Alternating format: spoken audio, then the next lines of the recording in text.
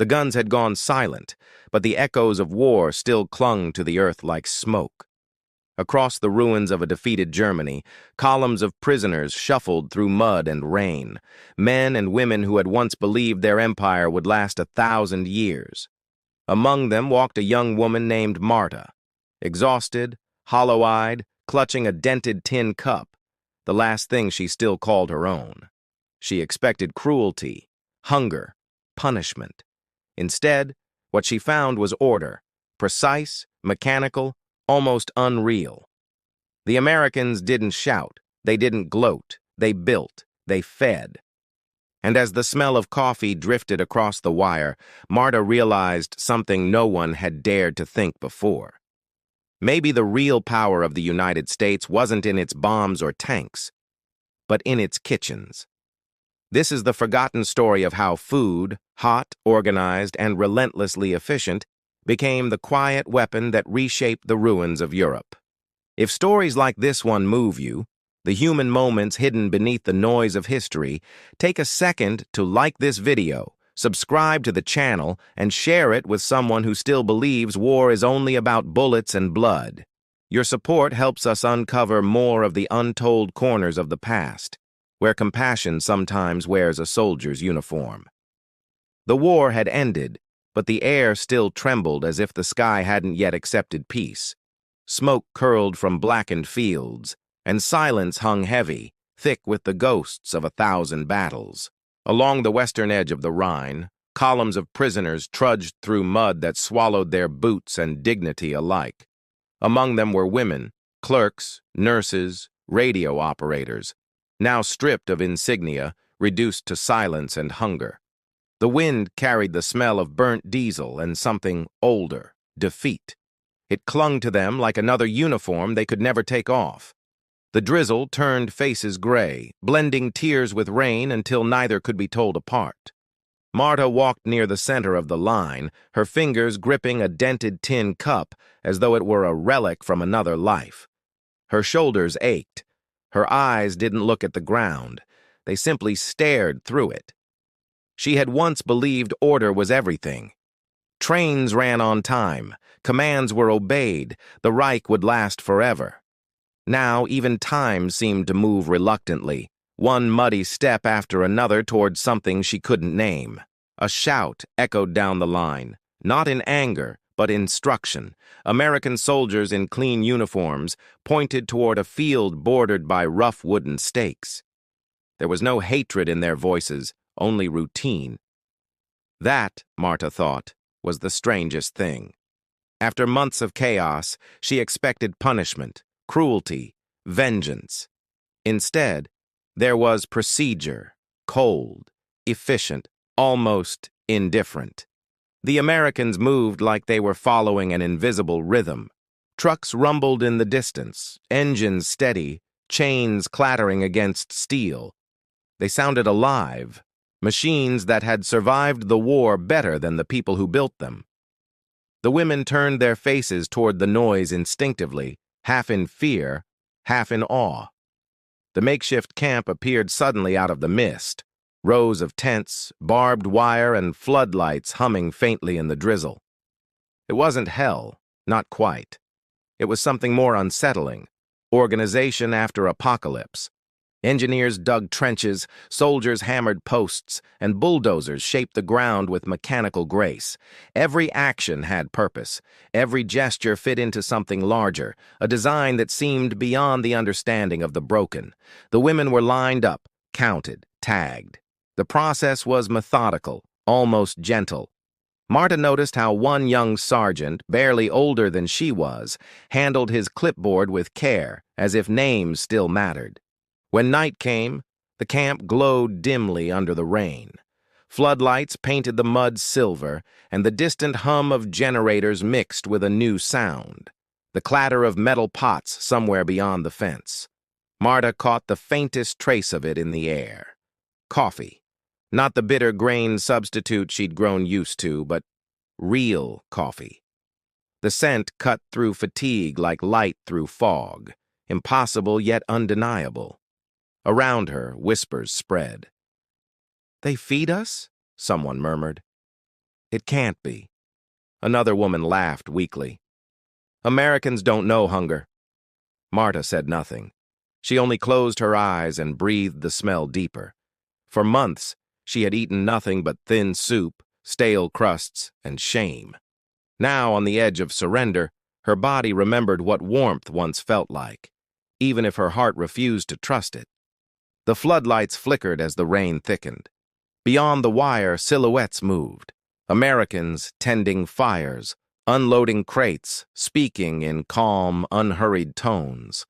There was no menace in them, only the quiet certainty of men who knew their system worked.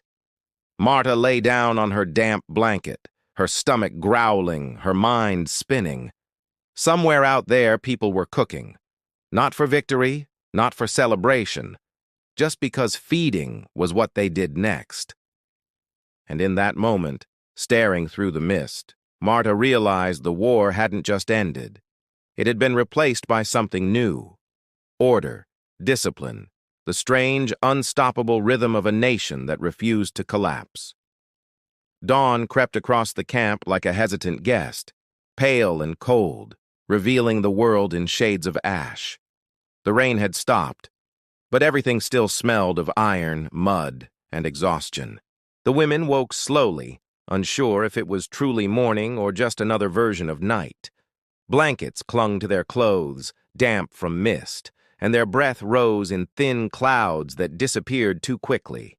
Somewhere beyond the wire, a whistle blew, sharp, commanding, yet strangely civil. The sound didn't sting like the orders they'd once obeyed. It was simply a reminder that time still existed. Marta rose to her knees, brushing straw from her coat. Around her, faces blurred together, hollow-eyed and colorless. No one spoke much anymore. Hunger had a way of swallowing words before they reached the air. Then, faintly, a scent drifted through the camp. So faint at first she thought it was memory. Bacon, onions, something warm and greasy enough to make her pulse quicken. Heads turned, silence deepened. It came again, unmistakable this time. Real food, cooking somewhere beyond the fence. The women froze, their bodies reacting before thought could intervene. Eyes widened, jaws tightened, stomachs twisted in disbelief. "They're feeding soldiers," someone whispered bitterly. "Not us." Another voice, quieter, answered, "Maybe both."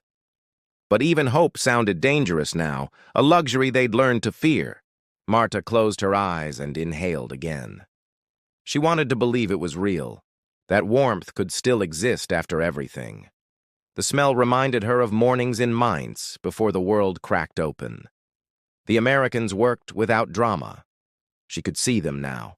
Figures moving between trucks, stoves glowing orange beneath canvas roofs.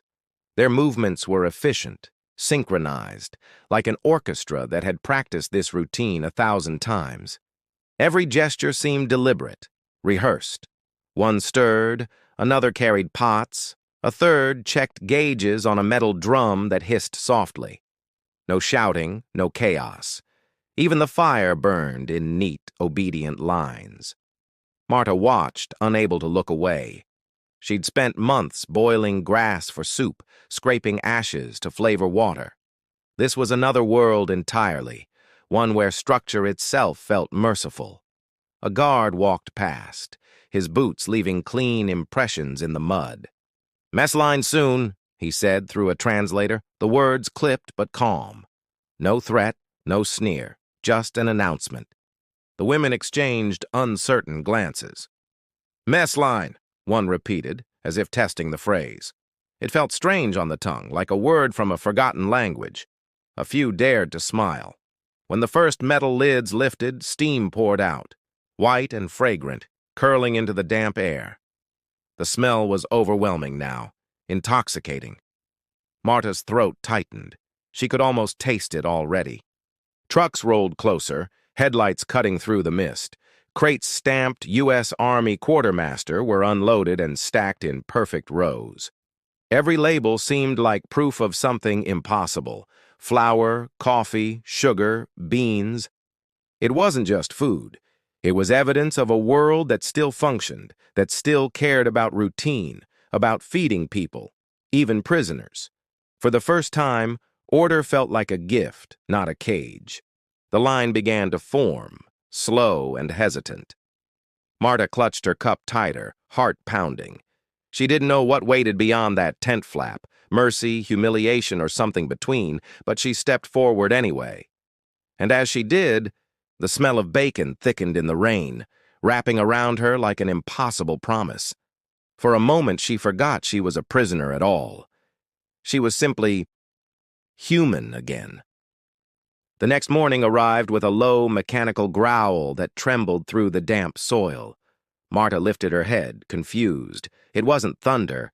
It was engines, steady and deliberate, growing louder by the second. A fog hung over the camp, thick enough to blur everything into ghostly silhouettes. Then shapes began to emerge. Trucks, dozens of them, painted olive drab with white stars gleaming faintly through the mist. The convoy rolled in like a procession of giants, hissing and steaming as though alive. The sound of brakes, clattering chains, shouted orders, all blending into a rhythm that felt almost ceremonial. The women gathered at the fence, curiosity overtaking fear. They had seen trucks before, but not like these. These moved with precision, not panic. They looked more like instruments than machines. Canvas tarps were pulled back to reveal strange contraptions, steel drums, collapsible tables, stoves mounted on wheels. The women whispered among themselves, "Boilers? Ovens?" One murmured the word kitchen, and everyone went silent. The Americans jumped down, boots splashing in mud, sleeves rolled high. They worked fast, assembling equipment with practiced ease. Hoses connected, valves opened, sparks flared to life in smooth succession. Then came the sound, a high, sharp hiss, as flames caught inside metal chambers. Within moments, white smoke curled upward, clean and steady, carrying a scent that made every heart tighten. The air filled with gasoline, coffee, and something savory, like promise made visible. Marta gripped the wire, unable to tear her eyes away. It was as though she was watching civilization itself being rebuilt from ashes. A sergeant in a stained apron shouted orders over the roar of burners. "Get the water boiling! Coffee next!" His voice was rough but alive, his confidence infectious even across the fence. The soldiers moved like parts of a single organism. One checked gauges, another stirred thick batter in a metal basin, another stacked utensils with mathematical precision. Not one motion wasted, not one step uncertain. Marta's throat ached. She had cooked in broken barracks with rusted pans and fear in her stomach. To see food made like this, systematic, fearless, alive, felt unreal, almost sacred. Steam rolled across the camp in waves, smelling of eggs and fried dough. Someone whispered, trembling, "They're feeding the world." Another replied, "No, they're feeding order." The words hung there, heavy and true. When the first lids opened, the scent hit like memory. Fat sizzling, bread browning, coffee percolating. The women leaned closer, eyes wide, faces pale against the wire. Hunger was no longer pain, it was awe. An American corporal turned, noticing them. He said something to a guard, gestured toward the prisoners, then returned to stirring the pot. His expression held no arrogance, only focus. That frightened Marta more than cruelty ever could. Rain began again, soft and relentless. The Americans covered their stoves with metal lids, adjusting flame levels as casually as breathing. Even the weather couldn't interrupt their rhythm. They simply adapted, adjusted, continued. Marta thought, this is how they won. Not just with guns, but with gears that never stopped turning. With men who treated feeding an army as sacred duty, not an afterthought. As night fell, the engines idled quietly, their heat cutting through the chill. The field kitchens stood like altars of steel and fire, glowing softly through the rain. And for the first time, Marta felt something new, respect. She didn't know it yet, But those roaring stoves, those humming engines were not just feeding soldiers or prisoners. They were feeding the world back to life, one efficient miracle at a time. The morning broke with a pale, uncertain light, soft as breath against the canvas roofs. The rain had stopped, but the camp remained slick and cold, every puddle reflecting gray sky and barbed wire. The women were called to formation. Boots squelched in the mud, breaths clouded in the air. They stood waiting, clutching their cups and tins, unsure whether this would be another day of orders or of mercy. Beyond the fence, the Americans were already at work. Steam curled from the field kitchens like smoke from small factories. The air pulsed with the scent of frying meat and fresh bread. Marta could hardly stand still. Her knees trembled, her stomach twisting painfully. Hunger had lived in her so long it had become a kind of second heartbeat, steady and cruel. A translator shouted over the hum of engines, "Food distribution! Line up one by one, no pushing!" His tone was firm, not harsh. The words felt unreal, like instructions from a dream. Slowly, the line began to move.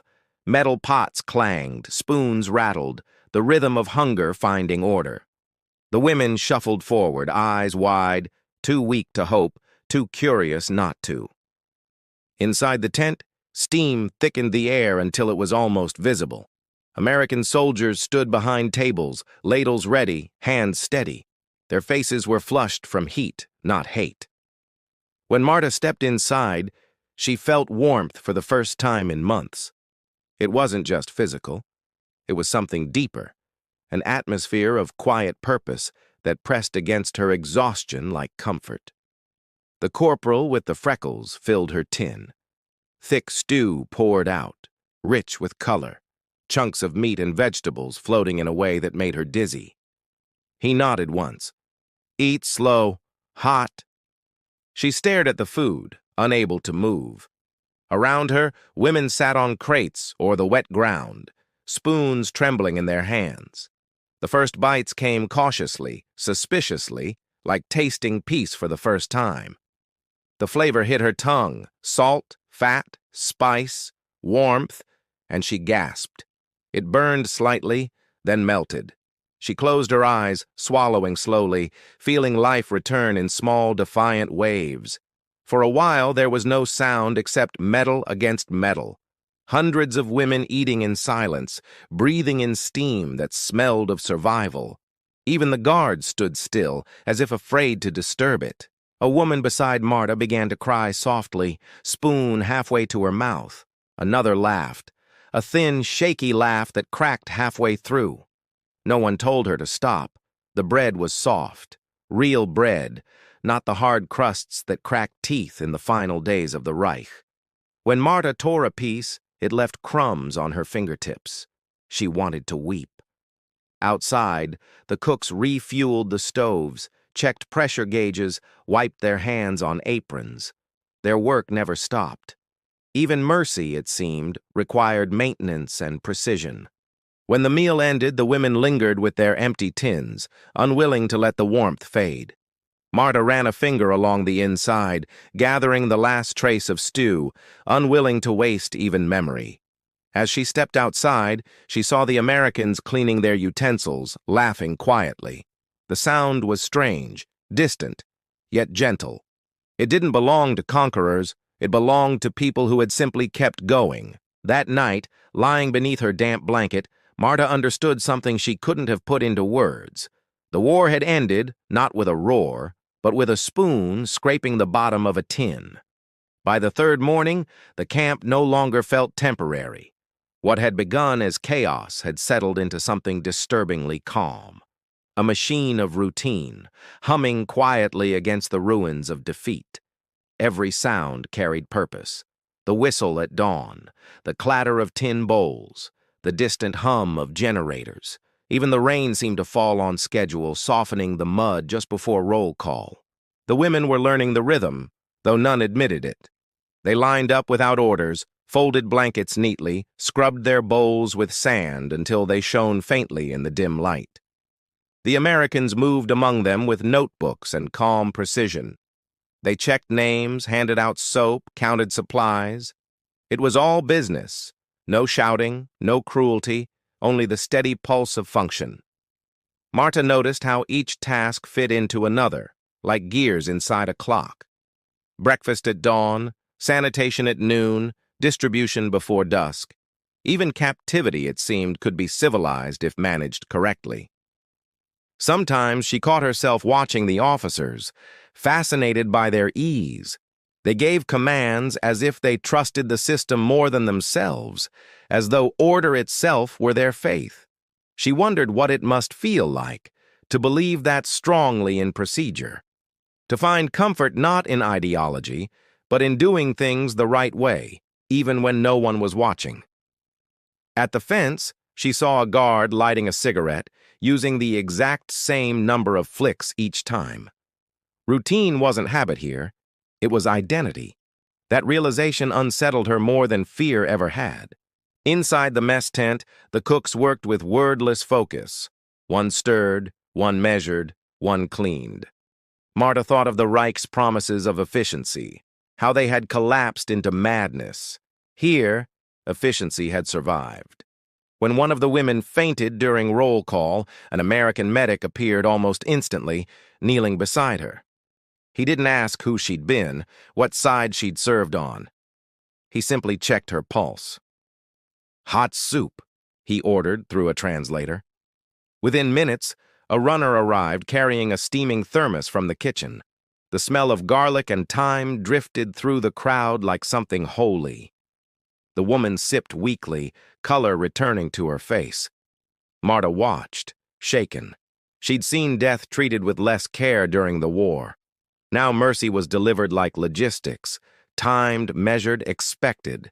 That evening, small slips of paper were handed out, mail forms. Most of the women stared blankly. Marta folded hers into a square, drew a tiny cross, and kept it hidden in her pocket. It wasn't faith, exactly.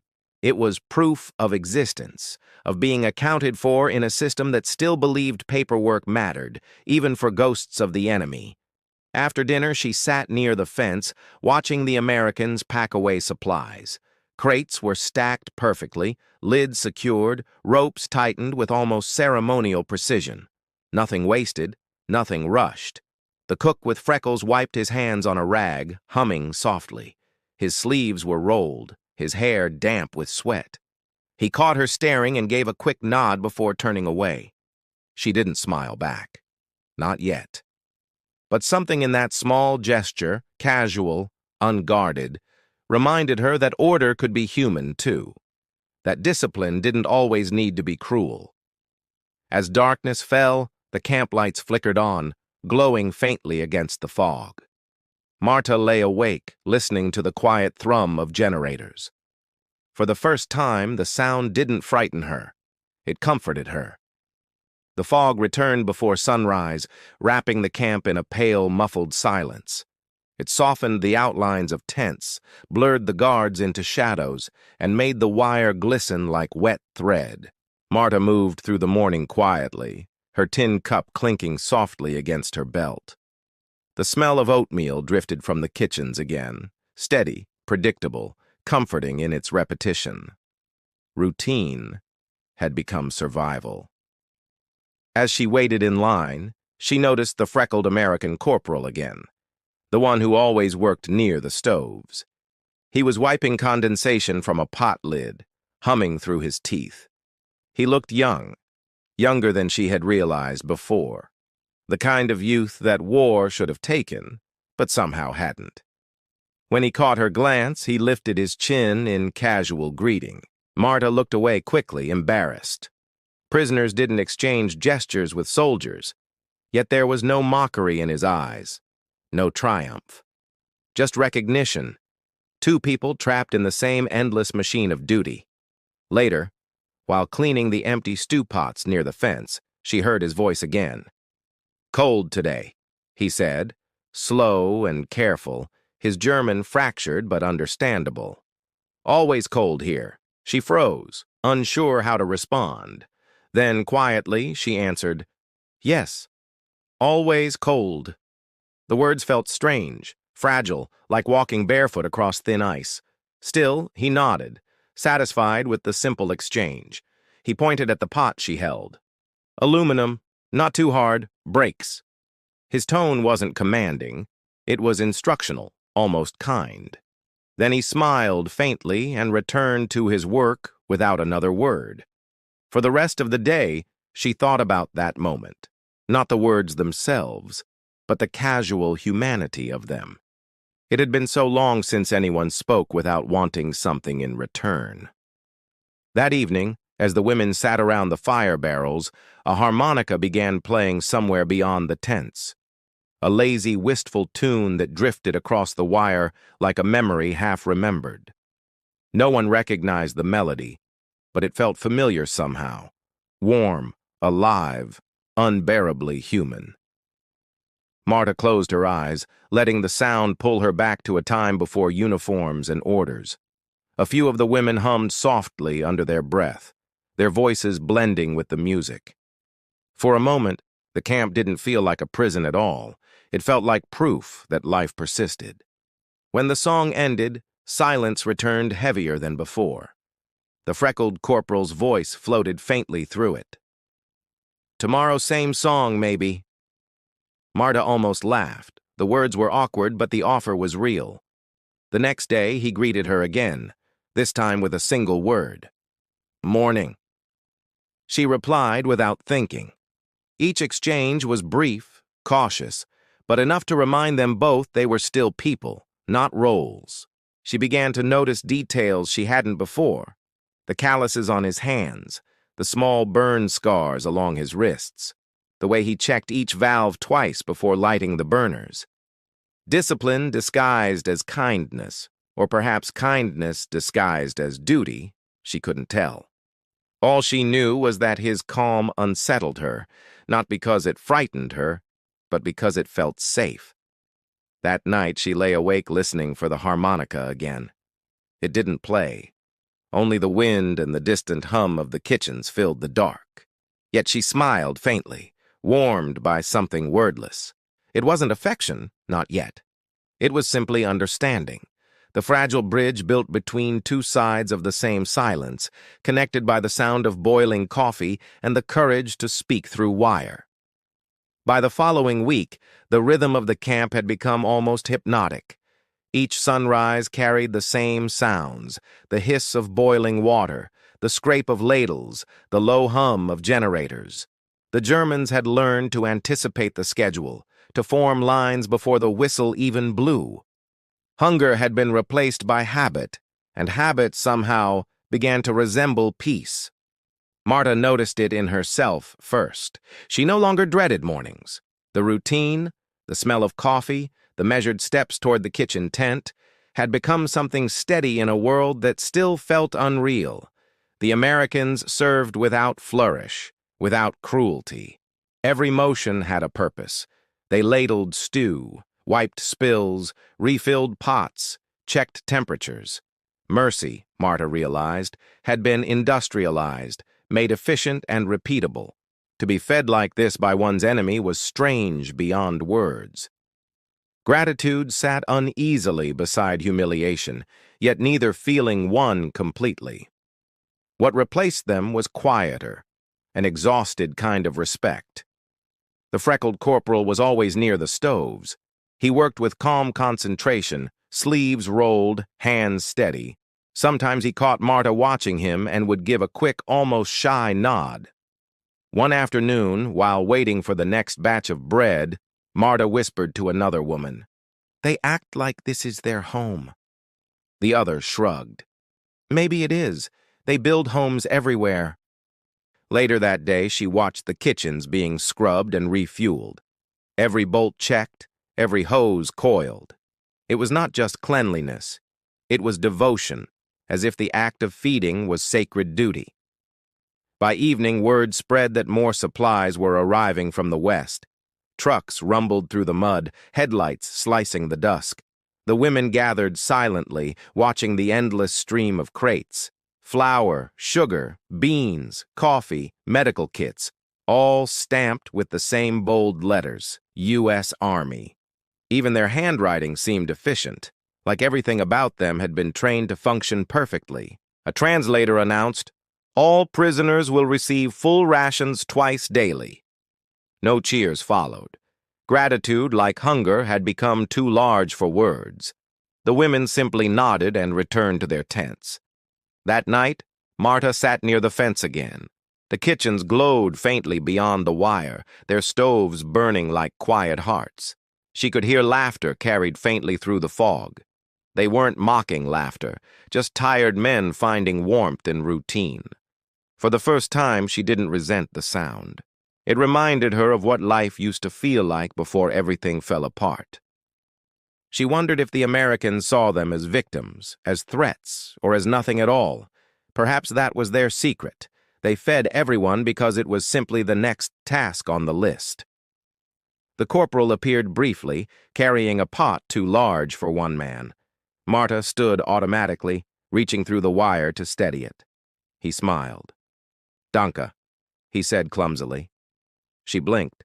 "Bitte." It was the smallest exchange imaginable, yet something shifted in her chest. For the first time, she felt the boundary between prisoner and guard thin, if only for a heartbeat. Later, as she fell asleep, Marta thought of his words, his attempt to speak her language. Perhaps feeding the enemy wasn't mercy after all. Perhaps it was a reminder that enemies too were human. And in that quiet revelation, surrounded by the hum of American stoves and the soft breathing of women who had forgotten how to dream, Marta felt something like forgiveness begin to grow. The sun rose clean and sharp over the camp, cutting through the mist like a blade. For once, the air didn't smell of rain or rust. It smelled of coffee and fried batter. Marta stood in line with the others, half asleep, her breath visible in the crisp dawn. Somewhere beyond the tents, a bugle called softly, a sound that felt almost ceremonial now, signaling the beginning of order. Engines rumbled awake as the kitchens came to life. Stoves hissed, valves clanked, lids rattled open. The Americans moved through the motions with quiet confidence, their discipline as steady as the sunrise. Marta watched every step. Water poured from barrels, flour measured in perfect scoops, eggs cracked cleanly into metal bowls. It was so practiced it looked like choreography. War transformed into a dance of function. The corporal, sleeves rolled high, stirred a massive pot. When steam rose, he adjusted the flame with an easy twist, whistling a few off-key notes of something that sounded like home. Marta thought of the Reich's promises of perfection, of the trains that once ran on time, of propaganda that glorified efficiency. Yet here it was, embodied not in tyranny but in breakfast. She realized then that victory wasn't built from speeches or flags. It was built from competence, from the ability to make hot food for thousands without chaos. The Americans had turned practicality into power. When her turn came, the corporal handed her a tin filled with scrambled eggs and a small square of bread glistening with jam. "Eat," he said simply. She nodded. "I always do." The food was hot, real, alive. She ate slowly, tasting the faint sweetness of jam, as though it were something sacred. Around her, women whispered softly, their voices no longer sharp with bitterness. After breakfast, Marta lingered by the fence, watching the men clean. Buckets clattered, brushes scraped metal. Steam hissed as they poured boiling water to sanitize every pot. Even cleanliness here had purpose. The corporal caught her staring again. "You worked kitchen, yes?" he asked. His accent mangled the words, but his meaning was clear. She hesitated, then nodded. "Bakery," she said. "Before." He smiled faintly, understanding. "Bread is good work. Strong work." Then, as if embarrassed by his own softness, he turned back to check a pressure gauge. His precision was its own kind of prayer. Later that day, a translator explained that these kitchens, M1937 field units, could feed 500 soldiers in under an hour. Marta was stunned. To her, they seemed capable of feeding the world. That evening, while helping scrape the bottoms of empty pots, she thought about how each screw, each lever, each man fit perfectly into the system. War had been chaos, but this was its opposite. It wasn't mercy that sustained the Americans. It was structure. Their compassion came through procedure, not sentiment. They didn't need to love to be kind. They only needed to do their jobs well. Marta found that strangely beautiful. In their precision, there was safety. In their order, a kind of peace. For the first time since the war began, she trusted something again, if only the schedule. As night fell, the smell of bread drifted through the camp again, soft and familiar. Marta closed her eyes and breathed it in, thinking of her father's bakery, of mornings unscarred by war. The realization came quietly. The Americans hadn't just defeated armies, they had defeated hunger, chaos, and despair, with nothing more glamorous than routine, discipline, and breakfast, cooked exactly on time. By midsummer, the camp had learned the rhythm of the kitchen so well that even silence seemed to follow it. Every clang of metal, every hiss of steam marked another measure in the song of survival. The Americans called them rolling kitchens. To Marta, they looked like miracles on wheels, steel giants that turned fire into nourishment. Each morning they arrived, each evening they disappeared like obedient ghosts. One afternoon, as sunlight pierced through thin clouds, a new convoy rumbled in from the west. Larger trucks this time, their sides marked with white stars and mud that carried half of Europe's dust. The prisoners gathered quietly near the fence, drawn by the sound of engines and shouted orders, the air filled with the scent of oil, fuel, and faintly, coffee already brewing somewhere behind the noise. The truck stopped in perfect formation. Soldiers jumped down before the wheels even stopped turning. Within minutes, tarps were pulled back, hoses connected, and fires lit. It was as if the world had rehearsed this scene. Marta watched from a distance, arms crossed tightly. The precision fascinated her. Each man knew his place, each motion linked to another. Even the act of feeding had become choreography, human discipline made visible. When the stoves flared to life, steam rose in white plumes clean against the gray sky. It looked less like smoke and more like forgiveness taking shape. The women around her stood in awed silence. A sergeant barked short orders, and the crews moved like clockwork. Lids opened, pots were filled, measurements exact to the ounce. There was no hesitation, no waste, only purpose that bordered on reverence. Marta whispered, almost to herself, "They could feed a nation."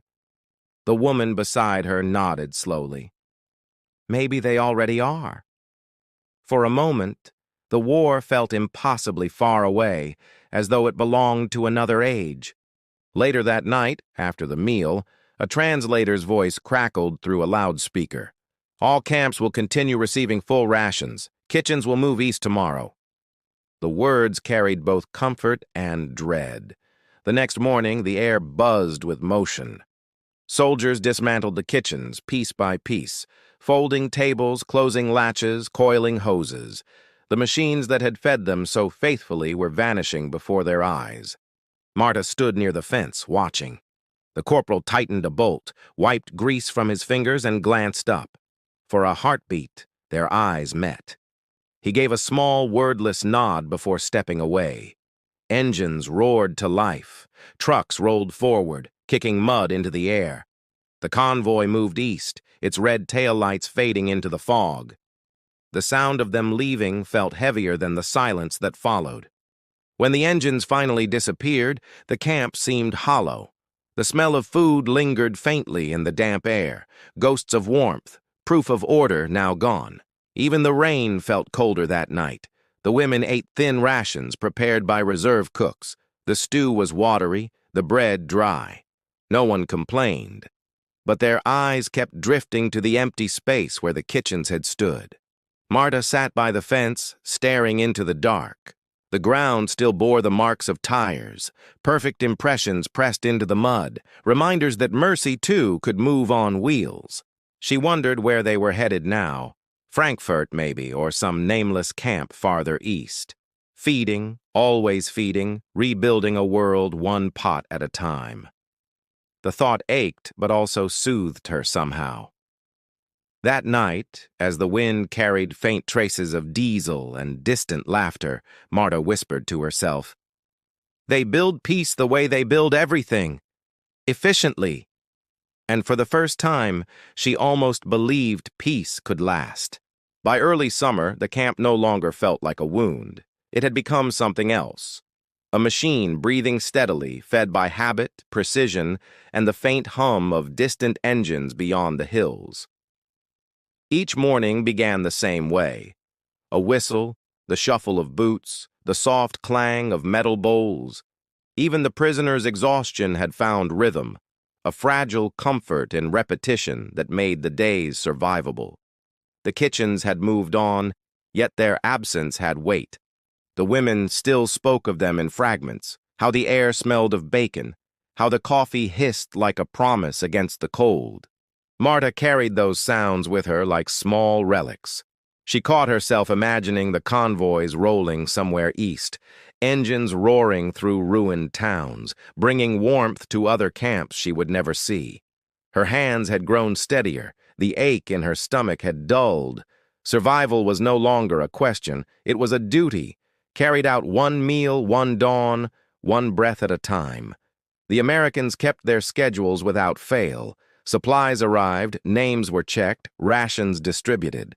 Even Mercy here had paperwork, signatures, routines that gave structure to something too fragile to name. Marta sometimes wondered if compassion could be engineered, if perhaps that was the Americans' greatest invention.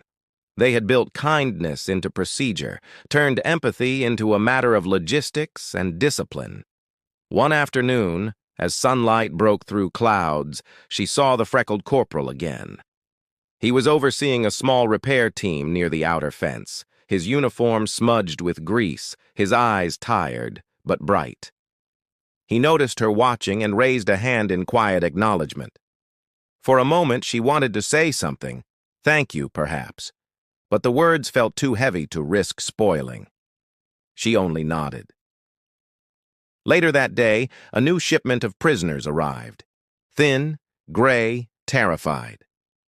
Marta watched as they stepped through the gates, their faces mirrors of what hers had once been. The cycle continued. The guards handed out food immediately. No speeches, no delay. The same stew, the same bread, the same efficient mercy. It struck her that kindness worked best when it asked for nothing. At dusk, the generator coughed to life again. Its hum filled the silence like a heartbeat. The sound no longer frightened Marta. It comforted her. The steady rhythm meant the world still functioned. That night, a faint music drifted through the camp, an American tune, soft, steady, carried by a harmonica. The melody was simple, almost childlike. Marta closed her eyes and let it wash through her. She thought of her father's bakery, of mornings filled with flour dust and laughter. She thought of the corporal's calm voice, of stoves roaring against the rain, small things that felt infinite in their gentleness. As the stars emerged over the wire, Marta whispered a truth she had come to understand. They didn't win because they destroyed better. They won because they built better. The words felt both confession and prayer. The Americans had turned mercy into machinery, discipline into grace. Where others ruled through fear, they ruled through function. And in doing so, they had rebuilt the very idea of civilization itself. When morning came again, Marta stood near the fence and watched the horizon. Somewhere beyond the fog, engines growled softly, carrying warmth to the next camp, to the next life waiting to be fed. And as the smell of coffee drifted faintly on the breeze, she realized that victory, real victory, wasn't written in flags or borders. It lived in the quiet order of men who refused to let the world starve.